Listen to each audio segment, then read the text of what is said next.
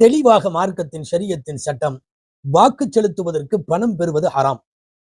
இன்றைக்கு ஏறத்தாழ களத்துல நிற்கிற எல்லாருமே 1-2 விதிவிலக்குகள் இருக்கலாம். பணமாக, பொருளாக, ஆதாயங்களாக கொடுத்து எனக்கு வாக்கு செலுத்துங்கள் என்று கேட்பவர்கள் நிச்சயமாய் தூய்மையான அரசியலை கொண்டவர்களாக இருக்க முடியாது. வாக்கு செலுத்துவதற்கு பணம் வாங்குவது லஞ்சம், வாக்கு செலுத்துவதற்கு பணம் வாங்குவது ஹராம், மார்க்கத்திலே தடுக்கப்பட்டிருக்கிறது அவைகள். இது சம்பந்தமாக சர்வதேச அளவில் இஸ்லாமிய மார்க்க அறிஞர்களின் தீர்ப்புகள் அத்தனையும் இருக்கிறது. நமக்கு ஒருவன் நம்முடைய வாயிலே, வீட்டு வாசலிலே கொண்டு வந்து காசு கொடுத்து நம் உரிமையை வாங்குகிறான், நம் உடைமையை வாங்குகிறான், நாம் செலுத்த வேண்டிய வாக்கை அவன் காசு தீர்மானிக்கிறது என்றால், அந்த வாக்கை கொடுப்பவன் ஒரு பக்கம் இருக்கட்டும், அவன் அயோக்கியன். ஆனால் வாங்குகிறவனும் எவ்வளவு பெரிய அயோக்கியன்.